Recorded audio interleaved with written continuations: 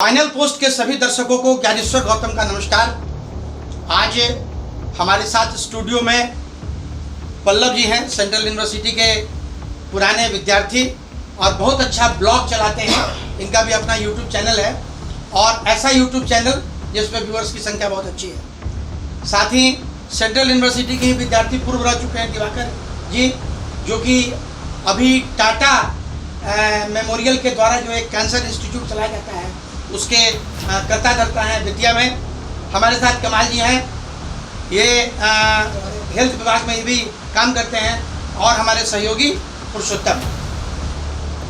आज जो हम सारे लोग यहाँ बैठे हैं, बैठने के पीछे जो हमारा उद्देश्य ये है कि सोशल मीडिया पे एक बवाल मचा हुआ है जिसमें नितिन गडकरी के उस पत्र की चर्चा है जिसके माध्यम से उन्होंने देश के वित्त मंत्री निर्मला सीतारमण जी को पत्र लिखा और पत्र लिखा जीएसटी के संबंध में कि मेडिकल जो इंश्योरेंस है उसके ऊपर और लाइफ इंश्योरेंस जो है उसके ऊपर जो 18% का जीएसटी लगा है उस जीएसटी को हटा दिया जाए।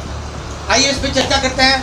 हमारे साथ पल्लव जी क्या लगता है आपको? सबसे पहले भैया का जो मैं धन्यवाद करना चाहूँगा और फाइनल पोस्ट के जितने भी दर्शक हैं उनको जो है मैं आभार प्रकट करना चाहूँगा। और सबसे पहली बार जो मैं फाइनल पोस्ट पे आ रहा हूँ इसके लिए भैया को जो है मैं धन्यवाद देना चाहता हूँ। तो आज का जो मुद्दा है वो टैक्स के ऊपर है। तो सबसे मेन बात मैं शुरुआत इससे करना चाहता हूँ कि अगर एक जो बच्चा है जो टॉफ़ी खाता है उस पर भी जो हम लोग टैक्स दे रहे हैं और एक बड़ा आदमी जो कि गाड़ी से घूमता है और तमाम जितने भी चीज़ें यूज़ करता है हर एक चीज़ पे जो है हम लोग टैक्स दे रहे हैं। तो सबसे पहले मैं यही बताना चाहूँगा भैया को जो नितिन गडकरी जी के द्वारा जो निर्मला सीतारमण को जो है बोला गया है कि हेल्थ सेक्टर और इंश्योरेंस में छूट दिया जाए या कम किया जाए, बेसिकली वो बिल्कुल मतलब सही मायने में जो है नितिन गडकरी जो है उनका कहना एकदम सही है और ऐसा करना चाहिए। क्यों करना चाहिए? अभी जस्ट आप देख सकते हैं कुछ साल पहले हम लोग कोरोना से जो है कैसे उभरे हैं और किस स्थिति में जो हमारा देश जो है वो डामाडोल हुआ था और कैसे कैसे जो है हेल्थ सेक्टर का जो है पुलिया जो है पूरे तरीके से ध्वस्त हो गया था। तो आम जनता जो भी आम जनता है वो ज़्यादा से ज़्यादा आप हेल्थ में कैसे जो है दिखाएगा और कैसे क्या करेगा। तो जब तक टैक्स कम नहीं होगा, जब तक इंश्योरेंस का जो है दाम कम नहीं होगा, कैसे कॉमन पीपल जो है टैक्स को लेगा भैया? हम सैलरी लेते हैं उस पर टैक्स देते हैं, हम बाजार से कुछ भी खरीदते हैं उसके ऊपर टैक्स देते हैं और अमूमन आपको बता दें कि मुझे लगता है कि हमारी जो कमाई होती है उस कमाई का एक बड़ा हिस्सा टैक्स में चला जाता है ना। लेकिन मध्यम वर्गीय परिवार को कुछ मिलता नहीं है। अब दिवाकर जी आपसे जानना चाहेंगे टैक्स में जो यूनिफॉर्मिटी अन्य देशों में है ना, क्या वैसी यूनिफॉर्मिटी हिंदुस्तान में भी होनी चाहिए?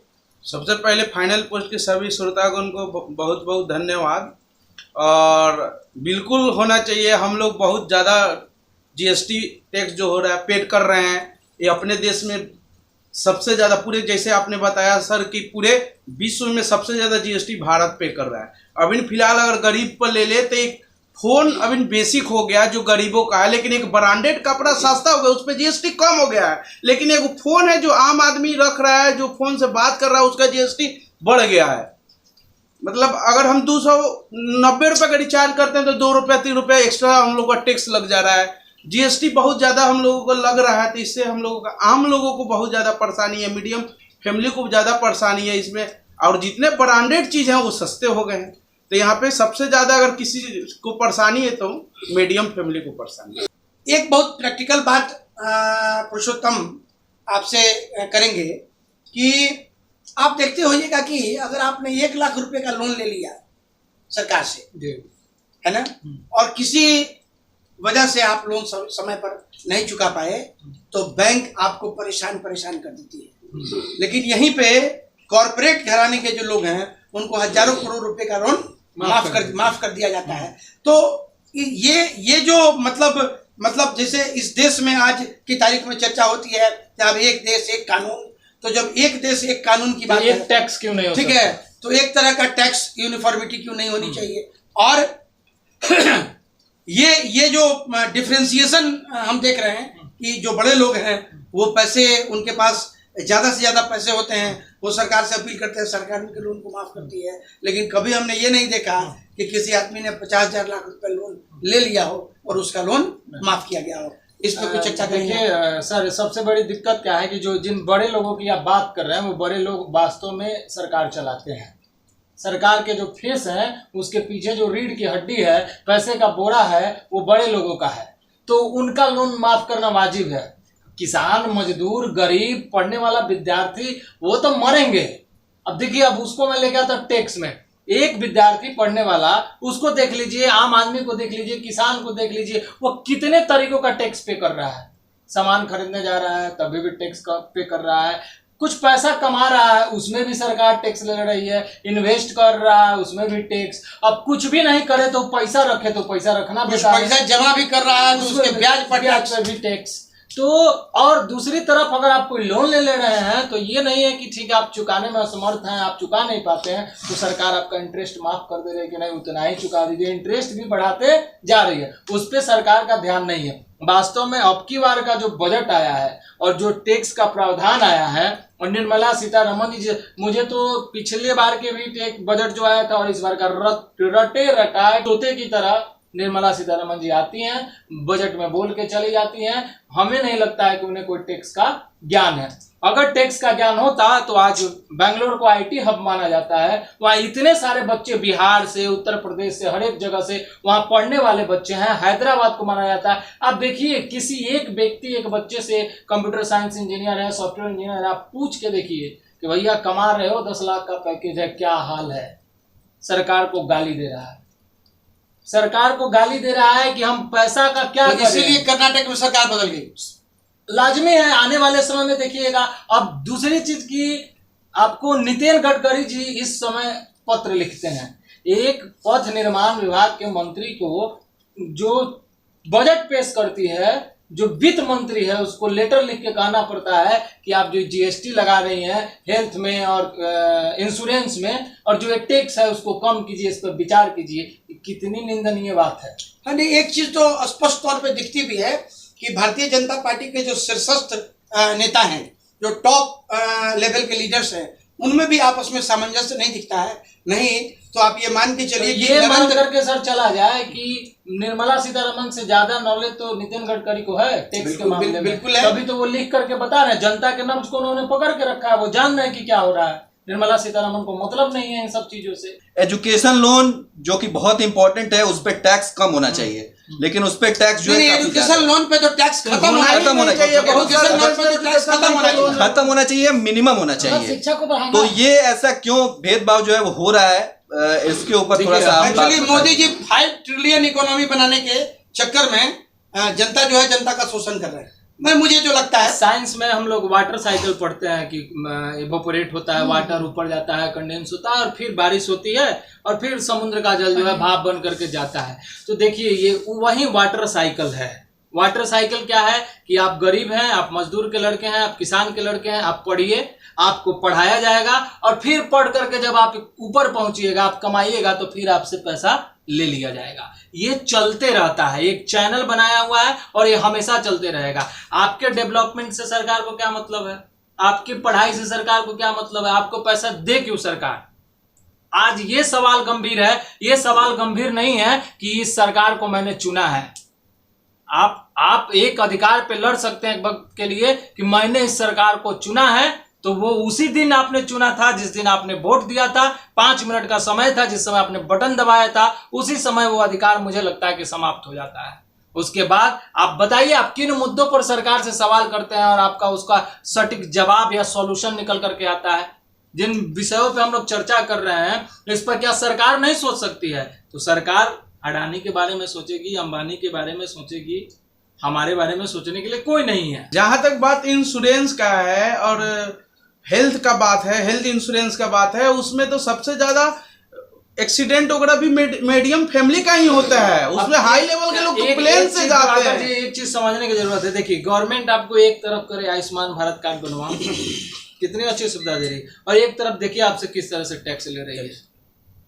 अभी आयुष्मान भारत जो आप बोले हैं, हाँ। तो आप स्वास्थ्य विभाग से जुड़े हुए तो हैं। हमको ये आया है आयुष्मान भारत में भैया जो कार्ड बन जा रहा है, तो मान लीजिए मैक्सिमम राशन कार्ड वाले जो बिलो पॉवर्टी से लोग हैं उनके ही हैं हम्म, मैक्सिमम। तो उनको ऐसा सुविधा होना चाहिए कि अगर कोई उनको बीमारी हो जाए 10,000 15,000 20,000 चाहे जो भी खर्चा हो रहा हो तो उनको अपने स्थानीय अस्पताल में चाहे कहीं भी आसानी से सभी अस्पताल में वो सुविधा होनी चाहिए। लेकिन ऐसा है वहाँ भी है कि अगर 24 घंटा भर्ती रह रहे हैं तभी आपका आयुष्मान कार्ड काम करेगा। ऐसे नहीं काम। पैकेज है वो आपको ऑपरेशन पे बता रहा पैकेज है। हूँ, हाँ। क्या उसका एक पैकेज है पैकेज नहीं तो आप तो कमाल साहब एक बात बताइए, आप तो हेल्थ विभाग से जुड़े हुए हैं, क्या लगता है आपको जो सरकार की जो योजना है आयुष्मान कार्ड, ये कितना प्रतिशत सफल है? ये योजना भैया जो सरकार का जो योजना का जो थीम है वो तो समझिए कि पूरे देश के लिए जितने भी गरीब है उसके लिए अच्छा है, लेकिन इसको धरातल पे जब देखा जाता है, जब इम्प्लीमेंटेशन में जब देखा जाता है तो उस वक्त ये कारगर साबित तो कारण है ना कलाम साहब, इसलिए ये आप कि अपने बताइए। मोतिहारी शहर, मान लीजिए कि मोतिहारी शहर में अगर आप सर्वे करेंगे तो आपको सैकड़ों अस्पताल मिल जाएंगे, लेकिन अगर इसका सर्वे कीजिए कि आयुष्मान कार्ड से कहाँ इलाज हो सकता है तो आपको गिने चुने 4-5 अस्पताल मिलेंगे। और मैं आपको बताऊं कि हमने कई ऐसे सोशल मीडिया पे हमने आर्टिकल्स भी देखे हैं कि साहब हम सैलरी लेते हैं तो वहाँ टैक्स देते हैं, हम दूध खरीदते हैं वहाँ टैक्स देते हैं, हम पेट्रोल भराते हैं वहाँ टैक्स देते हैं, हम गैस लेते हैं वहाँ टैक्स, इन्वेस्ट करते हैं, हम इन्वेस्ट करते हैं वहाँ टैक्स, बच्चे को पढ़ाते हैं वहाँ भी देते हैं, बच्चे को पढ़ाते हैं वहाँ टैक्स, बुक खरीदते हैं वहाँ देते हैं। तो सबसे बड़ी स्थिति क्या है कि भाई अल्टीमेटली जब हमने 30 दिन आपके यहाँ काम किया, काम करने के बाद आपने हमको पैसा दिया, आप जब एक बार हमसे टैक्स ले लेते हैं तो फिर ये कई जगहों पे टैक्स में जो मध्यम वर्गीय परिवार के लोगों को कटना पड़ता है सॉरी, क्योंकि देखिए जो निम्न वर्ग के लोग हैं जो 400-500 रुपए की दिहाड़ी कमाते हैं उनके लिए टैक्स प्रॉब्लम नहीं है। जो बड़े लोग हैं जो कॉर्पोरेट सेक्टर के घराने या अपर मिडिल क्लास आप मान लीजिए जिनकी कमाई हर महीने 5 लाख 10 लाख 15 लाख 20 लाख रुपए महीना है, उनको दिक्कत नहीं है। दिक्कत किसको है? दिक्कत है आज की तारीख में भी 10,000 से लेके 50,000 रुपया महीना कमाने वाले लोगों की, और उनकी संख्या देश में बहुत ज्यादा है। मैं आपको बताऊं पल्लव, पिछले दिनों जब आम आदमी पार्टी दूसरी बार जब वहां सरकार में आई तो हम वहां अपने अखबार की तरफ से हमको वहां भेजा गया था, मैं गया और हमने जो एक सर्वे किया, वो सर्वे हमने ये किया कि ये जो स्लैब है 15,000 से लेके 50,000, तो 15 से 50 के बीच में लोगों का मैक्सिमम पैसा मेडिकल पे खर्च होता था और एडुकेशन पे खर्च होता था। सरकार ने मेडिकल और एडुकेशन पे इतना बढ़िया काम किया कि सरकारी स्कूल, दिल्ली का जो सरकारी स्कूल था, सरकारी स्कूल निजी स्कूल से ज्यादा बढ़िया हो गया। तो आप ये समझिए कि जहाँ प्राइवेट स्कूल में पढ़ाने के लिए हमको 5,000 10,000 रुपये महीना देना पड़ता था, वहाँ सरकारी स्कूल में उससे ज्यादा बढ़िया एडुकेशन हमको उपलब्ध हो रहा है और वहाँ हमको पैसा नहीं लग रहा है। दूसरा, मोहल्ला क्लिनिक के माध्यम से हमको प्रॉपर ट्रीटमेंट मिल जा रहा है। अरे प्रॉपर ट्रीटमेंट में होता क्या है? होता यह है कि साहब सर्दी है, खांसी है, बुखार है, और उसके लिए आप किसी डॉक्टर के पास जाएंगे तो डॉक्टर का फीस दीजिए और फिर डॉक्टर का लंबा चौड़ा दवा का लिस्ट निकल जाएगा। लेकिन मोहल्ला क्लिनिक में ये बेनिफिट हो रहा था। सरकार ने वहाँ बिजली मुफ्त कर दिया, 200 यूनिट तक की बिजली मुफ्त कर दी, तो 200 यूनिट में भी उनका 1,000-2,000 रुपया करीब बच जा रहा था। तो एक अच्छी सेविंग हो जा रही थी और यही वजह थी कि आम आदमी पार्टी दूसरी बार भी वहाँ सरकार बनी आम आदमी पार्टी की। और आने वाले दिनों में भी मैं आपको बताऊं पल्लव, अभी पिछले दिनों भी मैं वहाँ गया था और अभी दिल्ली में फाइनल पोस्ट का कार्यालय भी खुलने जा रहा है, तो हम कुछ झुग्गियों में गए, वहाँ लोगों से हमारी बातचीत हुई। तो आज की तारीख में भी लाख दिमाग भारतीय जनता पार्टी लगा ले, लेकिन आम आदमी पार्टी की सरकार विधानसभा स्तर पर बनने से कोई रोक नहीं सकता है। तो होता यह है कि जो इस देश का मध्यम वर्गीय परिवार है, उस मध्यम वर्गीय परिवार को इस टैक्स के स्लैब में बहुत परेशानी होती है। एक चीज सर हमको बताइए कि जब ये बजट पेश किया जाता है और लोकसभा में, तो ये बजट पेश करने के समय में उससे पहले क्या ये ध्यान में रखा जाता है कि जो मध्यम वर्गीय परिवार है, इतना बड़ा समाज है, उस समाज को इस बजट से लाभ मिले? मतलब कितने ऐसे स्कीम को लगाया जाता है इसका? एक बात आप समझ लीजिए, पूरे देश की राजनीति में सबसे ज्यादा पैसा अगर कहीं से कलेक्शन होके आता है तो ये देश का मध्यम वर्गीय परिवार है। तो उनको ध्यान में क्यों नहीं रखा जाता? नहीं, उनको ध्यान में नहीं रखेगा ना, उनको ध्यान में रखेगा तो इनका कलेक्शन घट जाएगा, कलेक्शन घट जाएगा तो इनका जो फुटानी चलता है वो फुटानी बंद हो जाएगा। आप एक बात मुझे बताइए, आम लोगों के ऊपर, आम लोगों को महंगाई जैसे आपको बताएं, पहली बार जब सरकार बनी है ना, तो सरकार ने क्या कहा, सरकार का स्लोगन क्या था आप लोगों को याद है? पहली बार की सरकार में बहुत हुई महंगाई की मार, अब की बार मोदी सरकार। 10 रुपया 5 रुपया सिलेंडर का दाम बढ़ जाया करता था, तो स्मृति ईरानी सिलेंडर लेके सड़क पर बैठ जाती, चूड़ी लेकर, ठीक है, और सत्ता पक्ष के लोगों को चूड़ियां बेचती थी कि आपको चूड़ी पहन लेना चाहिए, आप महंगाई की वजह से आपने ये बजट को बहुत ज्यादा मतलब आपने इसमें हेरफेर कर दिया। आज हालत क्या है, महंगाई कई गुना ज्यादा बढ़ गई। और जानते हैं इस महंगाई के बढ़ने के पीछे सबसे बड़ा कारण क्या है? देखिए, मेरे जैसा जो आदमी है, हम लोग जिस तरीके से सोचते हैं समझते हैं, डीमोनेटाइजेशन 2016 में जो डीमोनेटाइजेशन हुआ, उस डीमोनेटाइजेशन के बाद आज तक सरकार ने ये डाटा नहीं दिया कि डीमोनेटाइजेशन के बाद सरकार के पास कितने पैसे आए। ये डाटा आज तक सरकार ने नहीं दिया। कारण ये था कि हजारों करोड़ रुपए की जो फेक करेंसी थी, वो फेक करेंसी बैंक के माध्यम से सरकार के खजाने में चली गई। तो जो इन्फ्लेशन था वो इन्फ्लेशन बढ़ गया, इन्फ्लेशन बढ़ा, महंगाई बढ़ी, और वो आज भी कंट्रोल में नहीं है। देखिए, भारतीय जनता पार्टी पे ये एक आरोप लगता रहा है कि भारतीय जनता पार्टी डाटा के साथ हेरफेर करती है ना। इतना बड़ा देश है, कोई भी आदमी क्लियर कट वे में कुछ कह नहीं सकता है। तो डाटा का जो हेरफेर है वो भी सरकार करती है। अब 5 ट्रिलियन इकोनॉमी हम हो गए, इसका कोई मेजरमेंट, कोई आईना तो हमारे पास है नहीं। सरकार जो डाटा हमको देगी हम उस डाटा को मान लेंगे। भैया, अभी तक तो हम लोग प्रॉब्लम्स की बात कर दिए, अब इसका मेन सॉल्यूशन क्या है, इसके ऊपर थोड़ा सा चर्चा हो जाए कि सॉल्यूशन देखिए, इसका सॉल्यूशन, सबसे बड़ा सॉल्यूशन मुझे लगता है कि एक तो जीएसटी का जो टैक्स है, इस टैक्स में यूनिफॉर्मिटी होनी चाहिए, और पेट्रोल और डीजल भी जो है ना, उसको भी जीएसटी के दायरे में लाना चाहिए। एक तरह का टैक्स का स्लैब हो, 8% कर दीजिए, 10% कर दीजिए, 5% कर दीजिए, एक तरह का स्लैब अगर होगा तो मुझे लगता है कि उससे सबों को बेनिफिट होगा, सबों को फायदा होगा। और जो जरूरत की चीजें हैं, जो आम जिंदगी में, जो मैंने एक रिक्शा जो चलाता है, 400 रुपये की दिहाड़ी कमाने वाला जो व्यक्ति है, उसके लिए भी जो बेसिक नीड की चीजें हैं, वैसी चीजों पर से जीएसटी हटा देना चाहिए। ये इसका समाधान हमको लगता है हमारे दृष्टिकोण से। बाकी पुरुषोत्तम फोकस करेंगे उसके ऊपर। देखिए, हम तो ये मान के चलते हैं कि एक देश, एक संविधान, एक तरह की शिक्षा नीति की बात होती है। तो एक तरह का टैक्स भैया एक बार ले लो, ये यहाँ लो, वहाँ लो, इधर दो, उधर लो, इससे अच्छा है एक बार ले लो। मतलब आप गाड़ियों पे बहुत ब्लॉग अपना लिखते हैं, चलाते हैं, करते हैं, गाड़ियों के बारे में आप बताते भी हैं, और आप पूरा देश घूमते भी हैं। आप मुझे बताइए, जब आप गाड़ी खरीदते हैं तो आप टैक्स देते हैं, 15 साल का टैक्स एक बार देते हैं। एक बार टैक्स देने के बाद उसके बाद फिर आप जब सड़क पर चलते हैं तो सड़क पर आप टोल टैक्स देते हैं। टोल टैक्स भी ऐसा नहीं किसी एक जगह पे ले लिया है। अगर आप मोतिहारी से दिल्ली जा रहे हैं तो लगभग 2000 रुपये का टैक्स, टोल टैक्स आपको पे करना पड़ेगा। और बहुत सारे टोल ऐसे हैं इस देश में कि सड़क की जो लागत है उससे कई गुना ज्यादा पैसा सरकार उनसे वसूल चुकी है, लेकिन इसके बावजूद भी टोल को बंद नहीं करती है ना। तो शोषण है ना, ये शोषण तो हो रहा है, इसमें कोई दो राय नहीं है भैया।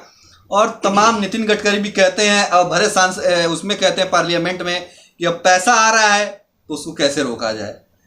एक नितिन गडकरी पैसा आ रहा है तो कैसे रोका जाए भाई? तो पैसा हम कहते हैं कि मान लीजिए आपने हमसे, सपोज कीजिए आपने हमसे 50 रुपए लिया है ना, तो भाई 50 रुपए ना वापस कीजिएगा, या उसमें भी टैक्स डाल दीजिएगा तो 55 रुपए वापस कीजिएगा, कि 50 की जगह पे 5000 वापस लीजिएगा, तो पैसा आवेगा ही।